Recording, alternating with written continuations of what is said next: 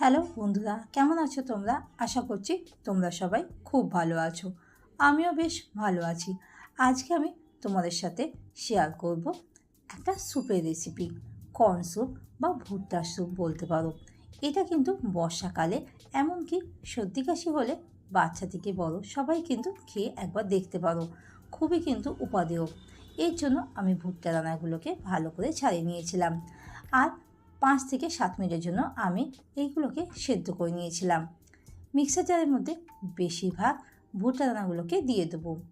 আর পেস্টটা কিন্তু খুব একটা স্মুথ করব না, মানে আধ পেশা করব বা আর্ধেক যেমন দানা দানা থাকে সেই রকম করব।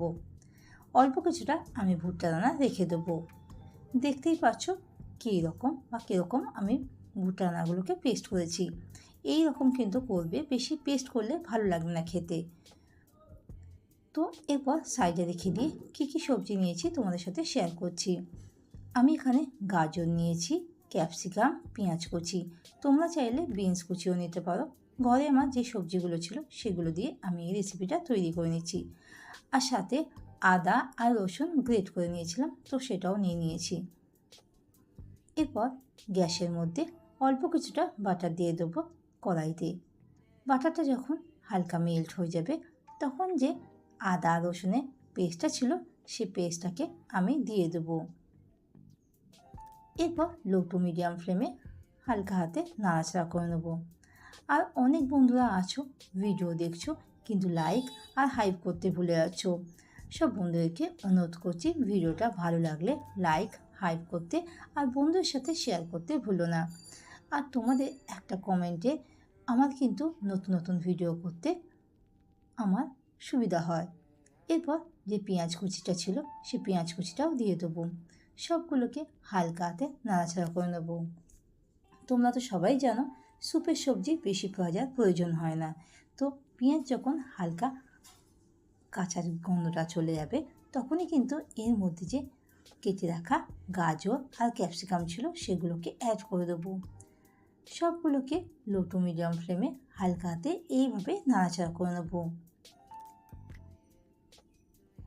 আর আমি কিন্তু কাঁচা লঙ্কাটা আগে ব্যবহার করব না, পরে দেবো, তাহলে ফ্লেভারটা মানে গন্ধটা বেশ ভালো আসে।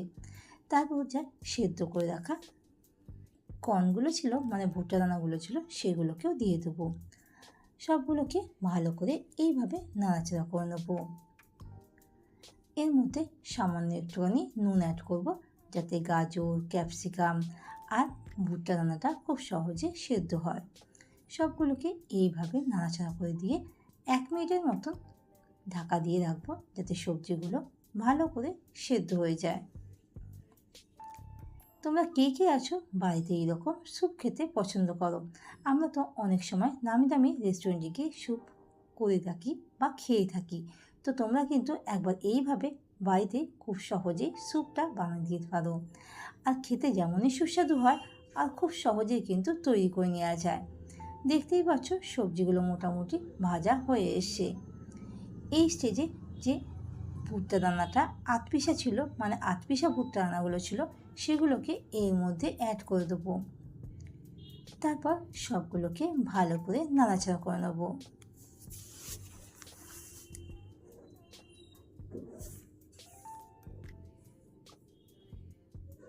কনস্ট্যান্ট এইভাবে নাড়াচাড়া করে যাব যাতে নিচে না লেগে যায়।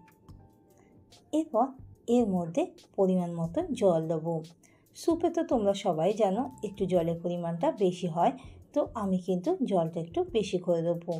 মিক্সার জারে যে বাটির মধ্যে ভুট্টা দানাটা হাত পিষে রেখেছিলাম সেই বাটির মধ্যে জলটা দিয়ে যাতে সব ভুট্টাগুলো স্যুপের মধ্যে পড়বে বা ব্যবহার করতে পারবো। এই রকম সহজ রেসিপি পাওয়ার জন্য আমার চ্যানেলের পাশে থাকার অনুরোধ রইল। এরপর সবগুলোকে হালকা হাতে নাড়াচাড়া করে দেবো। ঢাকা দিয়ে 5 থেকে 7 মিনিটের জন্য মিডিয়াম টু লো ফ্লেমে হতে দেবো যাতে ভুট্টাগুলো আর সবজিগুলো খুব সহজে সেদ্ধ হয়ে যায়। আর তোমরা কে আছো স্যুপ খেতে পছন্দ করো কমেন্ট বক্সে জানাতে কিন্তু ভুলো না। এর মধ্যে আবার অল্প কিছুটা নুন দিয়েছিলাম আর বেশ কিছুটা জল দিয়ে দিয়েছিলাম। ঢাকা দিয়ে স্যুপটা হতে দেবো।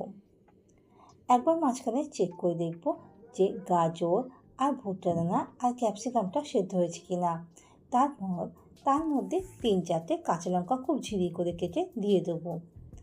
তাহলে ফ্লেভারটা যেমন ভালো বেরাবে আর খেতেও কিন্তু অনেকটা সুন্দর হবে। এবার তোমরা কীরকম ঝাল খাবে সেই অনুপাতে কিন্তু তোমরা কাঁচা লঙ্কার পরিমাণটা কম বেশি দিতে পারো।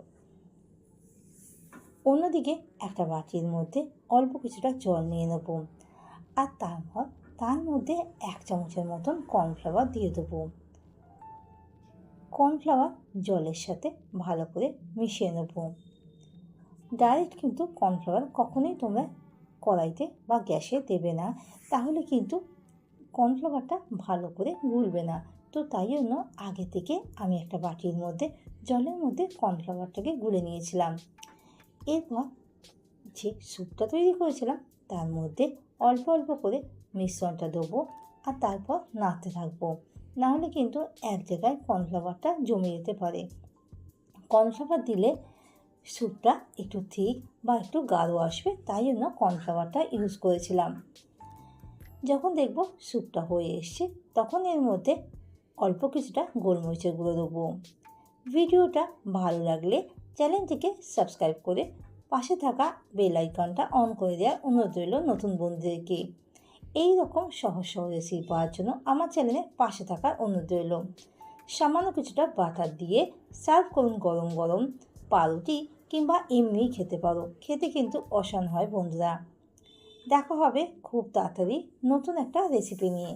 আজকের মতন এই পর্যন্ত। ভালো থেকো, সুস্থ থেকো আর তোমরা সবসময় আমার পাশে থেকো এই রকম। টাটা।